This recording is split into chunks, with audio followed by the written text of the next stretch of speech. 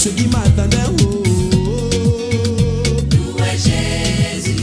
Tous les samedis, j'allais en boîte. Oh, je fumais 5 paquets par jour. Oh, oh, oh. Louez Jésus. Souvent les jeudis, c'était les bisous. Je sortais avec 5.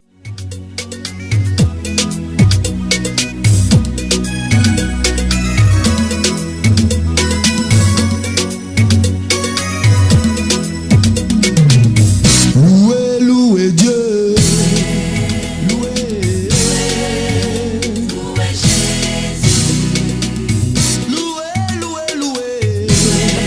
Louez Jésus, louez Jésus.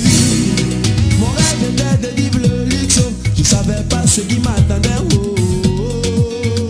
Louez Jésus. Tous les samedis, j'allais en boîte, je fumais 5 paquets par jour. Oh, oh, oh. Louez Jésus. Souvent les jeudis, c'était les bisous, je sortais avec 5.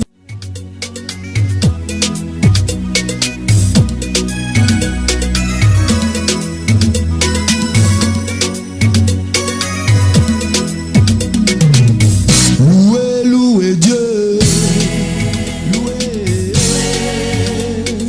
Jésus. Mesdemoiselles, messieurs, bonsoir. C'est avec une note de bonne humeur nous commençons cette émission aujourd'hui. Je précise que nous sommes mardi et on continue d'avancer dans le mois de janvier. Chaque fois qu'on se retrouve ici, je prends la peine de le dire. J'espère pour vous, parce que c'est le cas pour nous de ce côté, que vous prenez les choses très au sérieux, que vous ne remettez pas les responsabilités d'aujourd'hui à demain, parce que 2017 est passé de cette manière et il y a de fortes chances que si rien n'est fait, si vous ne faites rien, 2018 sera pareil. Vous avez une responsabilité justement, c'est de tout faire pour que les choses s'accomplissent telles que vous les avez prévues. Et je le dis chaque fois, c'est notre responsabilité et surtout par le moyen de cette émission, Une heure dans la cité, de vous renseigner sur toutes ces questions essentielles, sur toutes ces choses qui la plupart du temps n'apportent pas toujours la paix dans la maison, la paix dans le cœur, toutes ces choses qui vous rendent incertains. Voilà, on en discute, on en parle afin que lorsqu'on a trouvé des solutions, vous soyez davantage aguerris ou du moins plus aguerris pour faire face à tous les problèmes, les difficultés justement que la vie nous offre. Voilà, aujourd'hui on va parler du secret ou des secrets du bonheur familial. Qu'est-ce que ça nous coûte justement ou alors qu'est-ce qu'il nous faut? C'est le mélange de quoi exactement dont on a particulièrement besoin pour être heureux dans un ménage, pour être heureux dans un couple, pour être heureux encore plus lorsqu'on a des enfants parce qu'on sait que les contraintes justement économiques et tout le reste ne nous donnent pas toujours, voilà, la tâche, ne nous rendent pas la tâche toujours très facile. Alors aujourd'hui pour en parler, pour en discuter, on a des experts. C'est déjà des gens qui ont une expérience dans la matière, qui ont plus d'une année justement dans les questions de mariage et, voilà, et de ménage et ils vont nous renseigner aujourd'hui. Mais voilà, ce n'est pas sans vous. Vous savez que vous êtes justement le troisième panéliste et que vous avez la liberté tout au long de l'émission de contribuer, de partager avec nous qu'est-ce que vous avez comme expérience et surtout de conseiller toutes ces personnes qui ont les oreilles bien tendues et bien ouvertes maintenant pour comprendre. Pasteur Romuald Ngameni, bonsoir. Bonsoir, Pasteur Marcel. Vous allez comment aujourd'hui? Je vais très bien. Vous allez très bien. Et justement, on est dans la continuité, il faut préciser, on continue de parler de la famille parce qu'une chose qu'il faudra garantir, et surtout en début d'année, c'est déjà une certaine harmonie dans la maison, une certaine harmonie dans les ménages, parce qu'on sait que la plupart du temps, les échecs partent du fait qu'à la maison, il n'y a pas déjà d'équilibre. Vous soutenez cela? Malheureusement, la plupart du temps, dans les foyers, on trouve un certain déséquilibre. Mais je crois que nous sommes là, n'est-ce pas, pour apporter notre modeste contribution à nos téléspectateurs, pour qu'ils puissent, si c'était le cas chez eux, n'est-ce pas, revenir à de meilleurs sentiments, voilà. Que la connexion soit bonne et que, n'est-ce pas, leur famille reflète cette famille-là que Dieu a instituée. D'accord, et j'espère que le temps qui nous est imparti aujourd'hui suffira largement pour qu'on aborde la question, sinon on aura toujours la possibilité peut-être de revenir voilà, sur cela. Pasteur M. Gossi, bonsoir. Bonsoir Pasteur Marcel, bonsoir à tous les téléspectateurs et les internautes. Voilà, il faut préciser qu'ils sont très nombreux à regarder sur internet et voilà, à nous suivre comme ça de près et surtout à apprécier qu'est-ce qu'on fait sur la LWC. Nous continuons de parler de la famille et vous soutenez vous aussi que une famille qui ne connaît pas un certain équilibre ou alors qui ne jouit pas d'un certain équilibre, les membres de cette famille nécessairement ne seront pas productifs dans la société. Vous pensez cela aussi? Je pense cela dans le sens où Pasteur Marcel, avant de sortir sortir de chez toi, je dirais que l'humeur avec laquelle tu sors de chez toi détermine en principe ton élan dans la journée. Ça détermine en principe comment est-ce que tu pourras diriger, je sais pas moi, une ou deux, trois choses. Comment tu pourras te comporter tout au long de la journée en société. Comme quoi, positivement ou négativement, tout simplement. Oui, très exactement. c'est ça. Et c'est avec vous, pasteur Romuald, vous pensez quoi de ces personnes qui ont ce double visage? Très excités, très enthousiastes, je sais pas, très productifs à l'extérieur, mais lorsqu'on est revenu à la maison, on devient un autre personnage, froid comme un mur, comme un arbre et tout le reste. Vous pensez quoi de ce genre de personnes-là? C'est des personnes atteintes d'une certaine maladie, il faut le dire. C'est des personnes généralement bipolaires. C'est comme ça que ça s'appelle la psychologie. Et maintenant, il faudrait préciser que mon bonheur ne dépend pas de mon épouse. Ok. Mon bonheur ne dépend pas de mes enfants. Mon bonheur dépend du Dieu que je sers. Ok. Peu importe ce qui se passe autour de moi, pasteur Marcel, je reste comme les gens disent zen. Je n'ai D'accord. aucun problème dans ma tête. D'accord. C'est vrai que ça peut m'affecter un moment en passant, mais je reviens très vite à la raison. D'accord. Vous voyez. Donc maintenant, celui-là qui... c'est l'histoire d'un pasteur Oui. que je connais bien. Ce sont ses enfants qui sont venus me voir un jour. Et puis il me raconte une histoire. Papa à l'église, mais pas le même À la maison. Oui. Certains sont allés jusqu'à dire qu'ils aimeraient habiter à l'église. Parce qu'à l'église, c'est le papa qui Ils décide. étaient très gentils. Mais à la maison, ce n'est pas leur père. Vous voyez, donc, étant donné que l'église, la maison, Oui, tant pour moi, oui. est votre première église, vous, pasteur, vous devriez comprendre que l'image que vous reflétez Voilà. à la maison Oui. doit être celle-là que vous pouvez refléter à l'église. Dans le cas contraire, ça devient compliqué. Parce que vos enfants vous prendront en faux. Info, voilà. Puisqu'à l'église, vous êtes un autre homme, à la maison, vous êtes un autre homme. Ça fait que votre église qui est à la maison ne croira même pas en ce que vous dites réellement. Oui. Parce que c'est deux personnes distinctes, l'une à l'église, l'autre à la maison. Donc c'est un problème qu'il va falloir résoudre Voilà. chez ces papas qui ont plusieurs visages. Voilà, double visage justement. Je précise juste quelque chose, ou alors j'ajoute quelque chose à ce que vous avez déjà dit. Je viens de me séparer avec quelqu'un qui me raconte l'histoire. Je ne sais pas. Il s'agit d'un autre homme de Dieu, puisque vous avez parlé de pasteur tout simplement, qui malheureusement est dans une église et sa femme dans une autre. Et les choses ne se passent pas toujours très bien à la maison. Et il se fait que cette fois-là, ce samedi soir-là, ça a été encore plus terrible que d'habitude. Et du coup, le pasteur se retrouve à l'église le matin pour prêcher. Et pendant qu'il est à la chaire pour prêcher, madame entre dans l'église et lui dit: oh monsieur, arrête ce que tu racontes là-bas. Tu dis quoi aux gens ici? Moi, je te connais et je sais que tout ce que tu racontes aux gens ici, c'est des conneries. Ça revient juste un peu à ce que nous sommes en train de dire, comme quoi, comment vraiment définir ce genre de personnes-là qui, à l'extérieur, ont un autre visage, tout souriant, donnent cette impression de tout va bien, sont très enthousiastes, mais une fois qu'ils sont revenus chez eux à la maison, c'est toute une autre histoire.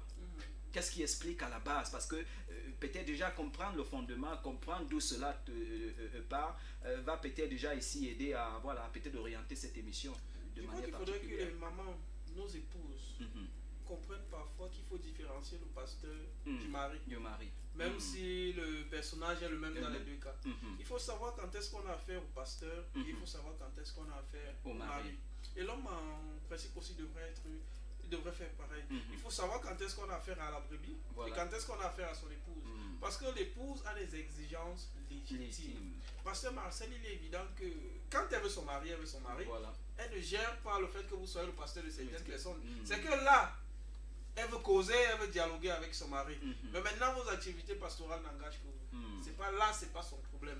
Mais maintenant, si on ne règle pas ce problème de personnalité et de personne dans la maison, on aura beaucoup de problèmes, beaucoup de difficultés. Voilà. Mais maintenant, quand la femme sait que son mari est pasteur et qu'il n'est qu'un homme Oui. qui fait des erreurs, elle n'a pas besoin d'aller à l'église Voilà. pour lui dire: oh mon ami, arrête ça. Non. Parce que là, elle porte atteinte à plus grand que son Plus mari. grand que son mari. Il s'agit là maintenant de l'autorité que Dieu a établie. Ce que cet homme peut dire là, s'il est vraiment investi par Dieu, risque d'être préjudiciable pour cette femme. Donc alors, ce n'est pas bon pour elle de prendre une posture qui ne l'assied pas. Ok. Les femmes de pasteurs, beaucoup de filles aujourd'hui ne veulent pas épouser les pasteurs parce qu'elles disent qu'il y a trop de responsabilités. Ce n'est pas faux. Quand vous vous engagez à épouser un pasteur, vous devriez savoir que c'est un homme qui ne vous appartient pas. Non non seulement il appartient à Dieu d'abord, mais il appartient également à sa communauté. Voilà. C'est un homme qui est censé être au service des gens 24 sur 24. Mhm. Il n'y a pas un jour où on est venu voir Jésus et puis il a dit qu'il Il se se repose, repose, il est occupé. voilà. Mhm. Non, Mhm. il faisait toujours l'effort de satisfaire Mhm. au désir, Mhm. pas désir nécessairement, mais de régler Régler, le justement. problème Voilà. de la personne qui essayait de le voir. Mhm. Toute personne qui alla à la rencontre de Jésus a Mhm. trouvé une solution à son Mhm. problème. Même si ce n'est pas cette solution qui nous plaît souvent. Voilà. Toute personne. Souvenez-vous même de cette femme qui allait vers lui Mhm.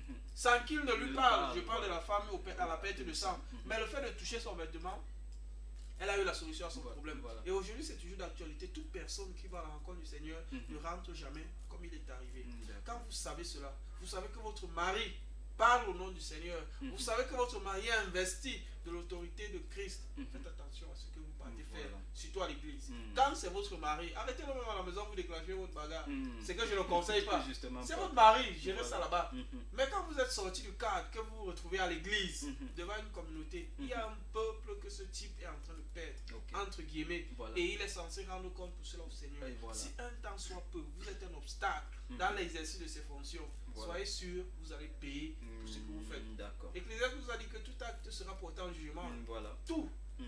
au sujet de ce qui est caché. Ok. Donc faisons attention. Mais maintenant, il revient aussi au mari de Mhm. comprendre que c'est leur épouse. Mhm. Voilà. Faites la part des choses. Voilà. Aimez vos femmes. Mhm. C'est ce que Paul a dit. Mhm. Mais ce qui me plaît dans cette histoire, c'est que Paul, que j'aime particulièrement, Mhm. n'avait pas l'expérience du Du mariage. mariage, bien sûr. Alors Pierre a dit la même chose. Pierre qui avait l'expérience du mariage d'une façon encore plus profonde. Mhm.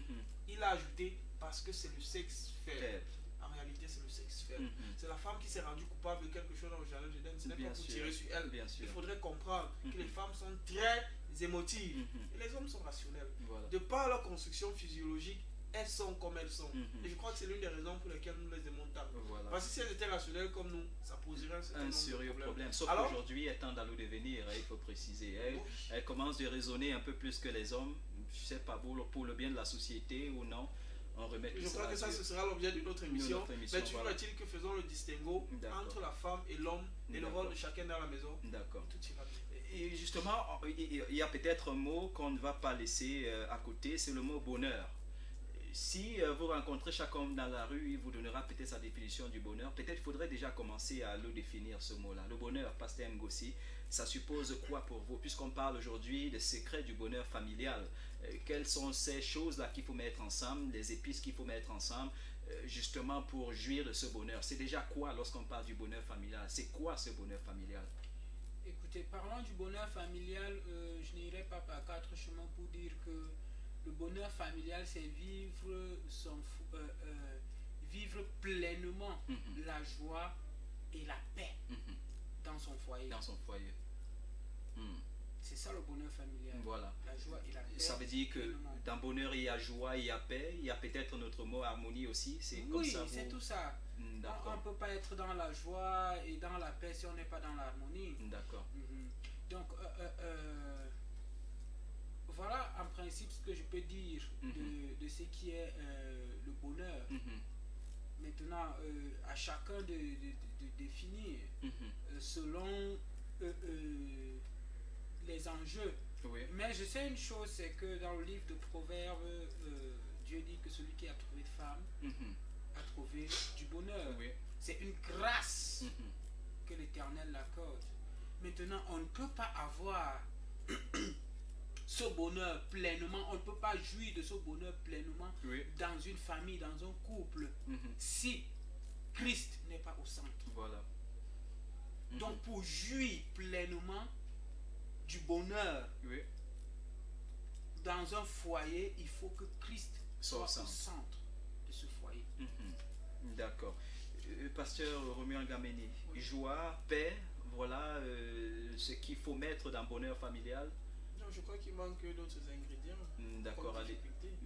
Ce n'est pas Voilà. parce qu'on a une difficulté qu'on est malheureux, non. D'accord. Mais un homme heureux, un homme qui vit dans le bonheur, c'est celui-là qui, ma foi, est capable de régler les difficultés qu'il a Mhm. avec son épouse Ok. ou son époux. D'accord. Parce que la vie n'est pas faite que de bonheur. Que de Il bonheur, faut de oui. tout pour faire un Pour monde. faire un monde. Ecclésiaste l'a dit, il y a un temps pour tout. Mhm. Alors maintenant, Pasteur Marcel, le bonheur ne se limiterait pas Mhm. seulement à la joie, Mhm. à la paix et au bonheur. Il- Le il- jour où il y a Dieu à la maison, on est malheureux. Vous direz que vous n'êtes pas heureux dans votre foyer parce que quelqu'un s'en est allé. Non, voilà. pasteur Marcel. Mm. On est heureux dans son foyer, même si le deuil arrive. Mhm. Mais sauf que la vie est faite de tout cet ensemble-là. Ok. Parce qu'il faudrait dire, pasteur Marcel, que Mhm. le toit cache beaucoup de choses. Voilà. Les murs aussi. Les murs et le toit cachent beaucoup de choses. Mhm. Parfois dans nos maisons, on a des difficultés, c'est souvent des tensions Oui. avec son épouse. Mais il faudrait être capable d'affronter D'affronter. ces difficultés-là. Mhm. Comme nous le disions, nous définissions la famille unie. C'est cette famille qui est centrée sur elle-même Elle-même. et sur les autres. Ok. On accepte les difficultés et on cherche à les résoudre. Mhm. Tant que vous ne les résolvez pas, vous les balayez d'un trait de la main, pasteur Oui. Marcel, ça va devenir la paille qui est dans votre œil, va devenir une poutre Une de poutre de main. main. Je prends un exemple bête. Mhm. Votre enfant n'arrive pas à faire la vaisselle, Oui. la tâche qu'il lui a signée tous les matins. Oui. Ça ne vous dérange pas, vous laissez quelqu'un d'autre faire. Faire, voilà. Demain, quand elle aura 16 ans, Mhm. elle ne saura pas non seulement laver la vaisselle, La vaisselle. mais aussi faire la La cuisine. cuisine. Parce que vous avez accumulé beaucoup de difficultés Voilà. qui sont devenues un problème Mhm. après. Mhm. Je ne sais pas si je me fais comprendre. Justement. Donc, quand il y a une difficulté, Mhm. évitez que ça devienne un problème en le résolvant directement. Voilà. On met sur la table, on aplanit. Ok. Mais écoute ma chérie, voilà ce que tu as fait. Je Mm. ne suis pas content de toi. Elle dit, ah, la plupart des temps ne savent pas qu'elles ont posé un mauvais acte. Mhm. Je ne savais pas que c'était mauvais. Et puis c'est dit, on s'arrange pour que ça n'arrive Ah, pas. encore faudrait-il qu'elle réponde de cette manière. Je crois qu'on est dans une famille saine, unie. Et je vois le pasteur Ngo sourire. Oui, je ne suis pas sûr que Mengo se réponde pas de cette manière-là. Je crois qu'elle répond de cette manière. Ok. Donc du coup, Mhm. quand ce n'est pas le cas, pasteur Mhm. Marcel, Mhm. la Bible dit qu'une réponse douce Voilà. Calme la fureur. calme la fureur. Mhm. C'est quelque chose, c'est un secret Mhm. que les femmes devraient comprendre. Mhm. S'il dit, vous aussi, madame, vous vous enflammez. Enflammé, ouais. Mais qu'est-ce que vous croyez? C'est un incendie, ce ne sera plus une flamme, c'est un incendie que Ça, vous c'est clair. provoquez. Mhm. Mais s'il parle, vous taisez mon chéri, je te demande pardon, Mhm. je n'étais pas au courant. Mhm. Même si le type là est dur, le cœur comment, il Mhm. va se calmer. D'accord. Même si ce sera après 2 ou 3 mois, il va se calmer. D'accord. Sauf s'il a un problème particulier Mhm. qu'il ne vous a pas dit. Mhm. Donc, pasteur Marcel, nous gagnerons Voilà. à tout le temps où chercher la paix. D'accord. Parce que le Dieu que nous servons se fait appeler prince de paix. Mhm. Donc, la guerre ne nous arrange pas, D'accord. surtout dans le foyer. Bonheur, le bonheur familial, nous envoyons ici ensemble justement les secrets, quels sont les différents ingrédients qu'il faudra mettre ensemble. Et on va aller chez les spectateurs avec vous bien sûr et précisément avec le panel ici. Ils sont là, ils sont présents, je vous ai dit, c'est des hommes d'expérience qui, voilà, ils ne sont pas à leur première année de mariage. Voilà, à tellement d'années, ils ont appris beaucoup de choses. Mais je suis à mon Donc, unique mariage. C'est déjà une bonne nouvelle. C'est déjà une bonne nouvelle, bien sûr. Voilà, donc on va essayer sur 10 points essentiellement, je dis bien 10 points, à voir en détail quelles sont les différentes choses qu'il faut mettre ensemble justement pour parvenir à ce bonheur-là. Et la toute première, il faut déjà voir ça. On sait en général qu'un homme et une femme se mettent ensemble sur la base de l'amour.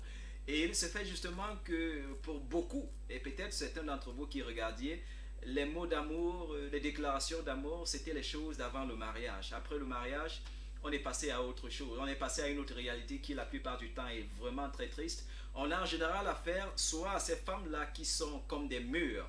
Monsieur dit je t'aime, ça ne signifie rien pour elle. Et on a aussi ces hommes-là qui sont pires que des murs, comme des armoires tout simplement. Les sentiments de madame ne lui disent rien du tout. Pasteur M. Gossi, allons un peu dans ce cas pratique. Nous n'allons peut-être pas faire du counseling aujourd'hui, mais juste en voyant ces cas pratiques, voir qu'est-ce que l'on peut déjà faire ou essayer de faire justement pour sortir certaines de ces personnes qui regardent.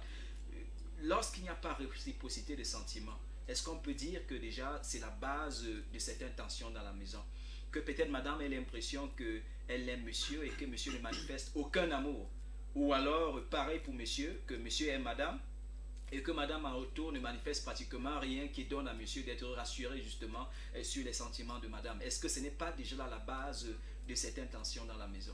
Je ne vais pas d'abord premièrement arriver au niveau des tensions. Je commencerai par dire que ça peut être l'une des premières causes que je vais relever, ça peut être le fait que les langages d'amour ne sont pas compris. Compris, ok. Avant qu'on en arrive... vous nous aidez un tout petit peu, qu'est-ce qu'on appelle déjà langage d'amour? Parce que il y a peut-être là quelqu'un qui regarde et qui voudrait être renseigné. Déjà, c'est quoi les langages d'amour? Le ce sont ces paroles, ce sont ces signes, ce sont ces mouvements, ce sont ces gestes hein, qu'on apporte pour prouver à quelqu'un, qu'on pose pour prouver à quelqu'un qu'on l'aime. Devenons un peu plus pratique, de par votre Oui, expérience. je m'avais dans, la pratique. Écoutez, moi par exemple, c'est déjà bien. Je prends mon cas. Généralement, de temps en temps, je garde du chocolat à mon époux. Ça, c'est quelque chose. Ça, c'est son langage d'amour. Général, et de temps en temps, je lui dis chérie, je t'aime. Waouh. De temps en temps. De temps en De temps. temps en temps. Ah, mais c'est Ça déjà dit quelque chose, voilà. Je peux pas faire un jour sans lui dire au moins 2 fois chérie, je t'aime. Waouh, ça c'est quelque Le matin chose. quand je me lève, en journée ou alors avant même de dormir. Ça, voilà à peu près ce qu'on appelle le langage d'amour. Pour d'autres personnes, le langage d'amour, ça peut être lorsque ton épouse rentre et qu'elle te trouve à la maison. Lorsqu'elle rentre, tu vas l'accueillir peut-être avec un baiser. Tu prends son sac et tu l'amènes à la maison pendant qu'elle est en train de se mettre, comment dire, de se débarbouiller. Tu chauffes un petit peu d'eau, tu trempes ses pieds dedans et tu ça le c'est masses quelque un peu. chose. C'est des langages d'amour. C'est des langages d'amour. Il y en a plusieurs. Mais maintenant, ce que je voudrais conseiller à des personnes, il faudrait trouver le langage d'amour de son conjoint. Qui vous sied, il faut étudier la personne avec qui. La personne. Et il n'est jamais trop tard. Quelqu'un me dira ici, nous sommes déjà mariés et tout. Voilà. Et je dis, il n'est jamais trop tard. Il n'est jamais trop tard pour apprendre. Et comment apprendre déjà?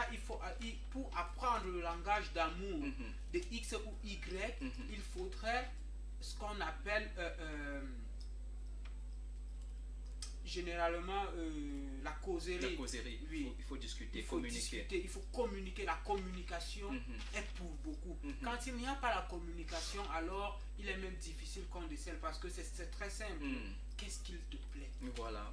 Nous prenons particulièrement en compte ce que vous êtes en train de... Oui, allez-y, je voudrais revenir. Maintenant, on peut avoir franchi déjà cette étape et puis à un moment donné on est incapable peut-être à cause d'une situation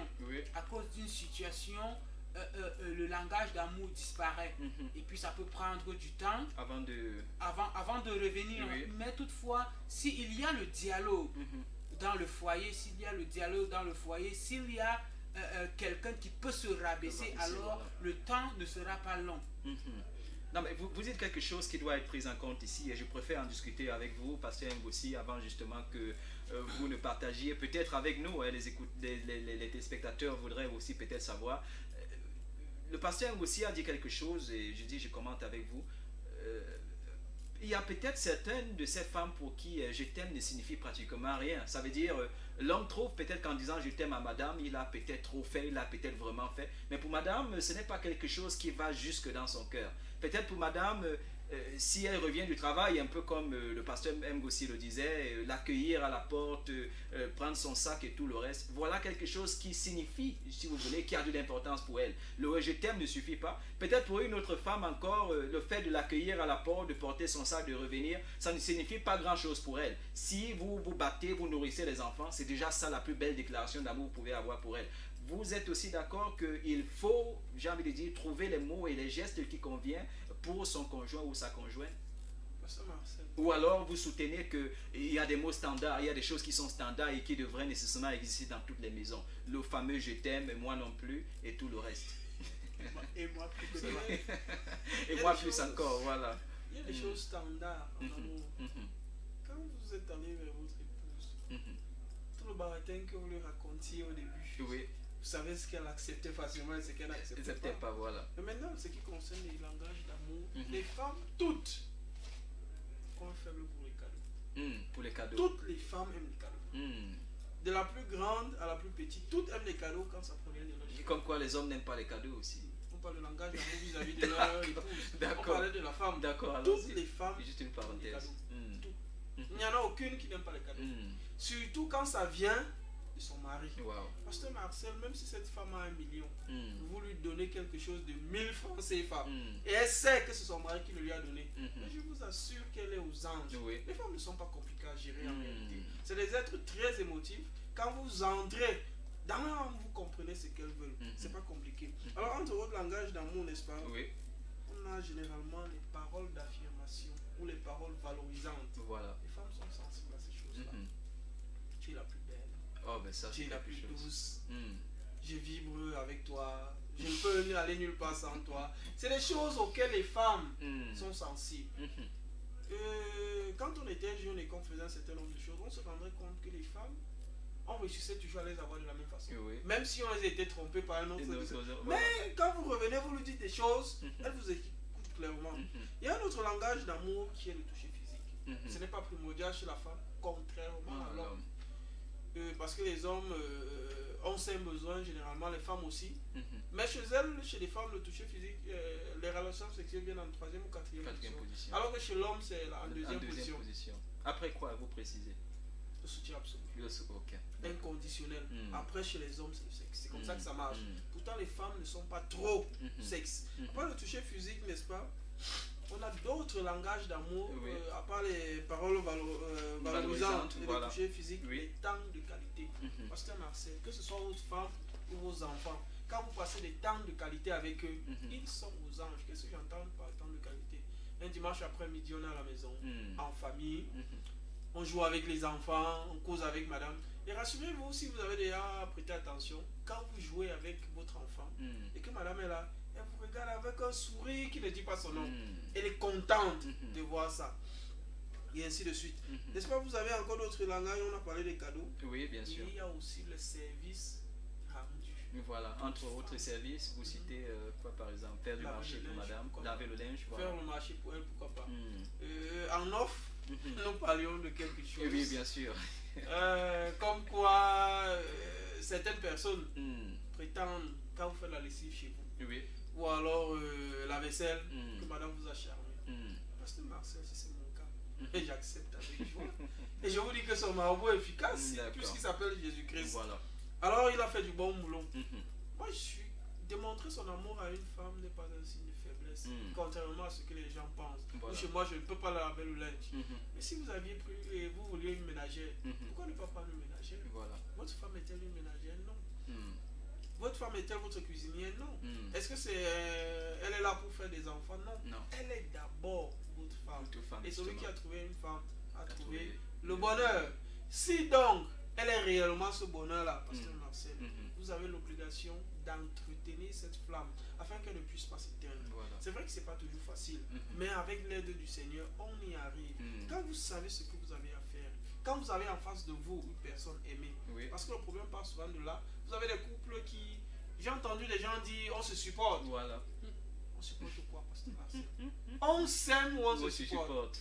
Ma Bible me parle de s'aimer, Mm. mais pas de se supporter. Voilà. Quand vous en arrivez au moment où vous vous supportez, Mhm. venez nous voir. Mm. Ça veut dire que vous avez un problème. Venez nous voir. On va réactiver Réactiver, cet amour-là. justement, voilà. On vous apprendra comment réactiver cette affaire-là pour Mm. que vous ne vous supportiez pas, Mm. vous vous aimez. Mhm. Ah, les enfants sont déjà là, on va faire comment? Mm. C'est les enfants qui vous ont mis ensemble. Les enfants ne sont que la conséquence de votre union. Voilà. Alors pourquoi vous restez unis à cause des enfants? Mhm. Donc c'est pour dire que les femmes sont simples à gagner. Voilà. Mais il suffit de leur parler, de Mhm. parler à leur cœur. Mhm. Quand vous parlez à leur cœur, Pasteur Marcel, même si c'est 200 francs de ration, Mm. rappelez-vous, on voit souvent des filles, on ne sait pas pourquoi elles signent rien bandit. Voilà. Ça n'a rien à voir avec D'avoir le au sexe. Rien à voir avec le sexe. Mhm. Mais ça a tout à voir avec la façon dont ce gars traite cette femme. Voilà. Quand elle se sent en sécurité, aimée, Voilà. Pasteur Marcel vous suivra même sur Mars. D'accord. Merci, chers spectateurs. J'espère que vous avez pris quelques notes parce que c'est important ce qui est dit ici aujourd'hui. Les cadeaux pour faire plaisir à madame, les mots doux. Et puis les femmes aiment le sachet noir. Et ils aiment le dans sachet, elles aiment le sachet noir. Voilà ce que le pasteur Romuald Gamini précise ici Par aujourd'hui. expérience, Par Pasteur expérience, Marcel, bien si sûr. vous permettez, Voilà. Allez-y. pour rentrer avec un sachet noir qui ne s'arrête pas au salon, qui Voilà. va tout droit dans la chambre, Mm. elle est contente. D'accord, d'accord. Elles aiment le plastique noir. Vivement ces plastiques noirs dans nos maisons, c'est quelque chose. Nous allons poursuivre après la réciprocité des sentiments. Justement, nous allons aborder un deuxième point qui, on a déjà dit peut-être une ou deux choses sur cela, les responsabilités ménagères. En général, pasteur M. Gossi, on trouve que c'est la femme qui fait le ménage, c'est elle qui cuisine, c'est elle qui lave le linge, c'est elle qui va au marché et du coup on conçoit mal que l'homme se prête justement à ce jeu-là. Revenons justement sur cette question de responsabilité ménagère. Est-ce qu'il faut concevoir à un moment donné que l'homme, lui aussi, peut, si vous voulez, mettre la main à la pâte pour assister madame dans ses responsabilités? Pas peu. C'est vrai. Peu, c'est moins dit. L'homme devrait, je dis bien devrait. Encore, qu'aujourd'hui, les femmes ne sont pas... aujourd'hui, la majorité des femmes ne sont pas des éternelles consommatrices, excusez-moi le terme, oui, allez-y. Téléspectateurs et internautes. Donc, la femme aussi sort. Et en principe, l'homme devrait de temps en temps donner un coup de main à son épouse au niveau du linge. Ça peut être la vaisselle, ça peut être la cuisine, ça peut être le sol, mais tout ceci dans l'ordre. Bien sûr. Quand je dis tout ceci dans l'ordre, ça ne devrait pas dire que parce que votre homme, votre comment dire, votre prince, votre roi a décidé de vous donner un coup de main dans 2 ou 3 choses, ça ne fait pas de lui moins que ce prince-là. Alors à chaque chose sa place. C'est là où on fausse souvent, pasteur Marcel, et beaucoup d'hommes, il y a aussi ce qu'on appelle l'orgueil de l'homme. Pourquoi on dit que non, c'est juste les problèmes de femmes? C'est parce que l'homme est un petit peu orgueilleux. Il se dit qu'en faisant ça, il se rabaisse. Moi, je dirais qu'il est en train de se tromper. Moi, je pense que c'est l'un des langages les plus, je sais pas moi, qui est un peu plus d'amour, qui est un peu plus accepté par la femme, parce que dans les têtes des femmes aujourd'hui, elles sont renvoyées aux tâches ménagères. Il n'y a que elles pour faire ça et accoucher des enfants. Maintenant, quand l'homme se retrouve en train de faire ça, ça dit librement, bien sûr, en commun accord avec sa femme et dans le respect de la... Écoutez, la femme, ça dit, si vous voulez observer bien, allez dans un foyer où par exemple vous allez trouver l'homme pendant que la femme est assise là en train de se reposer, l'homme est en train de confectionner un petit truc sur le feu. Petit truc spécial, il faut bien préciser, parce que uniquement. Généralement, ce qu'on fait, c'est qu'on envoie d'abord les enfants un peu chez tonton et puis on reste faire la chose. On renouvelle la... Écoutez, ça, je sais pas, ça n'a pas de mots pour expliquer. Il faut vivre. Mais je sens l'émotion dans votre voix. Je sens l'émotion. C'est normal. Il faudrait que... écoutez, lorsque c'est fait ainsi, s'il y avait une petite caméra de surveillance, là, vous allez voir comment... la joie, c'est-à-dire l'atmosphère, la vibration de ton épouse qui est là, par exemple, couchée carrément sur le canapé. Donc, je dirais que, excusez-moi, je vais aller plus loin en disant ceci. Lorsque votre femme même, par exemple, est enceinte, ou alors elle est presque à terme, il vous revient de faire ces tâches-là. Il vous revient, il vous revient d'apporter une aide à votre épouse. Peut-être pour d'autres, ils vont dire bon, ben on va prendre la ménagère, on va prendre la bonne. C'est bien pour ceux qui ont de l'argent, mais ce n'est pas toujours ça. Ce n'est pas l'idéal, justement. Ce n'est pas l'idéal. La femme aussi veut voir comment son homme prend soin d'elle. C'est très important. D'accord. Merci, on prend cela en note. Vous voyez justement la différence sur une dans la cité, particulièrement sur la EWC. Et ce qu'on n'a pas à faire aux donneurs de leçons, à des gens qui vont simplement vous dicter une ou deux choses qu'on a lues dans des livres, mais des gens qui vous parlent de leur expérience et qui le disent avec toute l'émotion justement, voilà, qui est nécessaire. Merci beaucoup, Pasteur Ngossi. On a appris 2-3 choses. Et j'espère qu'on continue de prendre des notes voilà, du côté des téléspectateurs, parce qu'ici, nous le faisons justement. à moins justement d'ajouter quelque chose à cette question de responsabilité ménagère, vous préférez peut-être, pasteur Romuald, qu'on passe à l'étape suivante, le troisième point, puisque nous sommes au deuxième point. Voilà, on a notre premier appelant. Nous allons le prendre. Allô, bonsoir. Oui, bonsoir, monsieur Lionel. Voilà, on vous écoute. On a du mal à vous écouter. Ok, d'accord, merci. On vous écoute.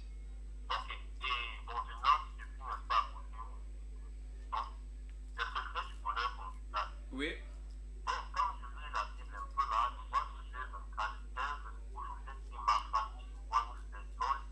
Oui.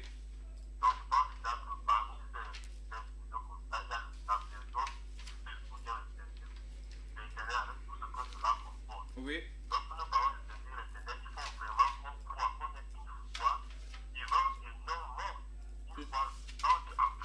Oui.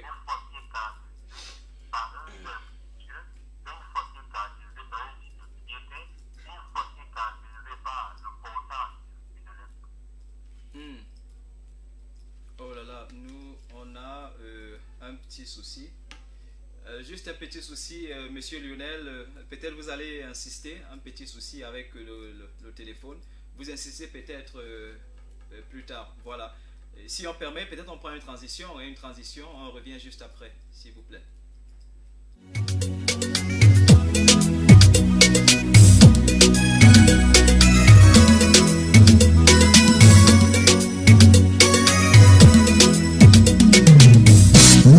Louez Dieu.